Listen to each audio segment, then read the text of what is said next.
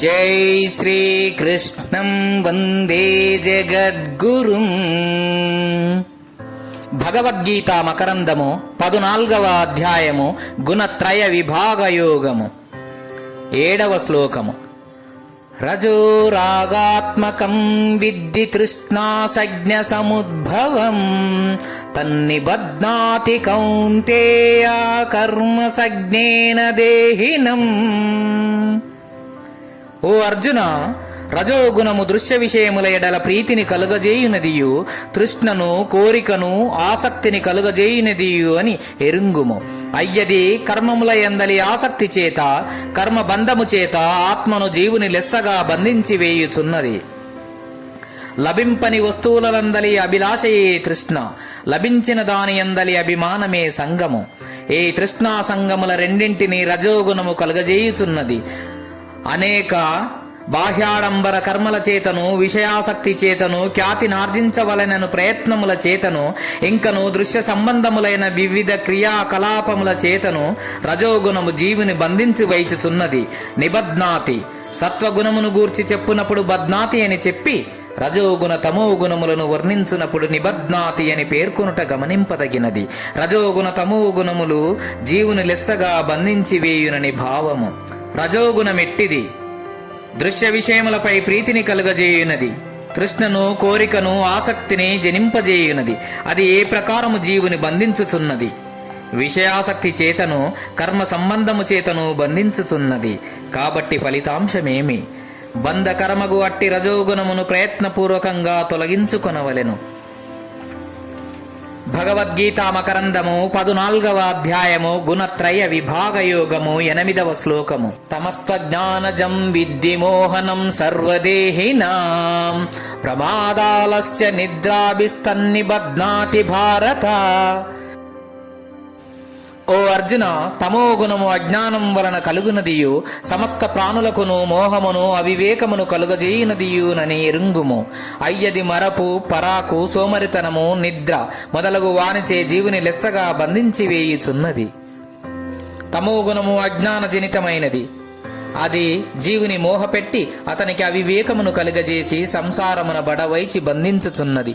దట్టమగు మేఘము సూర్యుని కప్పిన చందమున, నల్లటి గాజు చిమ్ని దీపమునకు పెట్టిన చందమునను ఉండును. తమో గుణావృతుడగు జీవుని యొక్క పరిస్థితి. సర్వదేహినాం అని చెప్పుట వలన వివేకవంతులను, ఆత్మజ్ఞానయుతులను తప్ప తక్కిన వారినందరినీ అది ఆవరించుచునే ఎండునని గ్రహించవలెను. ముముక్షులకు వారి వారి ప్రయత్న తీవ్రతను బట్టి అది క్రమముగా తొలగిపోవుచుండును. అయితే ఒకనికి తమో గుణం ఉన్నదా లేదా అని తెలుసుకొనుట ఎట్లు? మత్తు, సోమరితనము, అతినిద్ర, అజాగ్రత్త, బద్ధకము మున్నగునవి ఎవనికుండునో అతనికి తమో గుణము పూర్తిగా కలదని గ్రహించవలను. అట్టి లక్షణములను ముందుగానే తెలుసుకొని వానిని నివారించుట ద్వారా అంధకార సదృశ్యమగు ఆ తమో గుణమును హృదయము నుండి దూరముగా పారద్రోలవలెను. ఏలయనిన ఈ తమోగుణ రజోగుణములు జీవిని గట్టిగా బంధించి వైచి సంసార గర్తమున పడవైచి దైవమున కాతని దూరునిగా చేయుచున్నది. నిబధ్నాతి. కాబట్టి ముముక్షువులు వాని విషయమున కడు జాగరూకులై మెలగవలెను. భరతవంశమందు జన్మించిన ఓ అర్జున అను ఈ పద సంబోధన పదము ఈ అధ్యాయమున పెక్కు తూర్లు వాడబడుట గమనింపదగినది. ఎట్లనినా సంభవః సర్వభూతానాం తతో భవతి భారత 13:3. ప్రమాదాలస్య నిద్రాభిస్తన్నిబధ్నాతి భారత 13వ అధ్యాయం 8వ శ్లోకం. సత్వం సుఖే సంజయతి రజః కర్మని భారత 13వ అధ్యాయం. రజస్తమశ్చాభిభూయ సత్వం భవతి భారత 13వ అధ్యాయం 10వ శ్లోకము. రజస్యేతాని జాయంతే వివృద్ధే భరతర్షభ 13వ అధ్యాయం 12వ శ్లోకము. ఈ ప్రకారంగా ఒకే అధ్యాయములో ఒకే సందర్భమున భారత అను పదమును ఎన్నిసార్లు ప్రయోగించుటలో ఏదైనా విశేషముండి ఉండవలెను.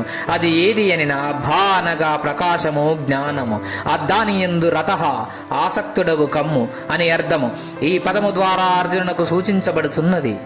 ఓ అర్జున, ప్రకాశ స్వరూపమై త్రిగుణ మాలిన్య వర్జితమై అతి నిర్మలమైనటువంటి నీ స్వరూపమును జ్ఞాపకమునకు తెచ్చుకొనుము. నీవు అంధకార రూపములకు ఈ త్రిగుణములతో చేరిన వాడవు కావు. అవి మాయా ప్రకృతి జన్యములు. నీవో తద్విలక్షణుడవు. జ్ఞాన ప్రకాశ సచ్చిదానంద స్వరూపుడవు. కావున అట్టి ప్రకాశ రూప నిజాత్మతత్వమున స్థితుడవై త్రిగుణాతీతుడవై పరంగుము అని హెచ్చరించుటకై కాబోలు ఎన్నిసార్లు భారత అను పదమును భగవానుడు ప్రయోగించెను. తమో గుణము దేని నుండి పుట్టినది? అజ్ఞానము నుండి. దాని స్వభావమేది? అది సమస్త జనులకును మోహమును అవివేకమును కలుగజేయును. ఏ రూపమున అయ్యది జీవులను బంధించును. మరపు, పరాకు, సోమరితనము, బద్ధకము, అతినిద్ర మున్నగు వానిచే బంధించును.